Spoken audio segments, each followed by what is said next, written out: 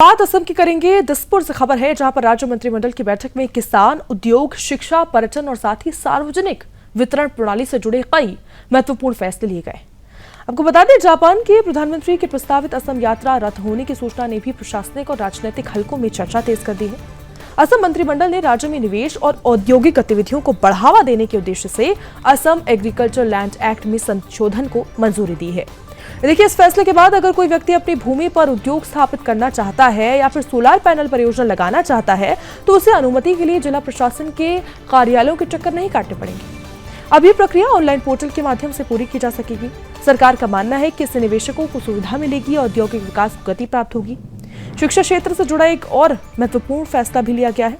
Assam private university संशोधन अधिनियम के तहत निजी विश्वविद्यालय जो है वो स्थापित करने के लिए आवश्यक भूमि की सीमा को कम करने की मंजूरी दी गई। हालांकि सरकार ने यह भी स्पष्ट कर दिया है कि विश्वविद्यालयों को बाउंड्री वॉल, साथ ही महिलाओं के लिए शौचालय होंगे, स्वच्छ पेयजल, दिव्यांगजन अनुकूल सुविधाएं जो हैं, साथ ही आपदा प्रतिरोधी आधारभूत संरचना जैसे अनिवार्य व्यवस्थाओं का पालन करना होगा। कैबिनेट ने राशन दुकानदारों को भी राहत प्रदान की। फेयर प्राइस शॉप यानी राशन दुकान पंजीकरण की अंतिम तिथि जो पहले 30 जून तक निर्धारित थी, अब उसे बढ़ा दिया गया है, 31 दिसंबर कर दिया गया है। माना यह भी जा रहा है कि इससे राज्य के जो हजारों राशन विक्रेता हैं उनको सीधे लाभ मिलेगा। पर्यटन क्षेत्र को बढ़ावा देने के लिए भी महत्वपूर्ण कदम उठाए गए हैं। अब होमस्टे संचालकों के लिए पंजीकरण प्रक्रिया पूरी तरह से ऑनलाइन कर दी जाएगी। इसके साथ ही होमस्टे के कमरे जो है उसमें अधिकतम संख्या बढ़ाकर 8 कर दी गई है। मुख्यमंत्री हेमंत बिस्वा शर्मा ने संकेत भी दिए हैं कि बजट सत्र के बाद राज्य सरकार होमस्टे क्षेत्र के लिए एक व्यापक नीति भी ला सकती है। और इसी बीच एक महत्वपूर्ण अंतर्राष्ट्रीय घटनाक्रम भी सामने आया है।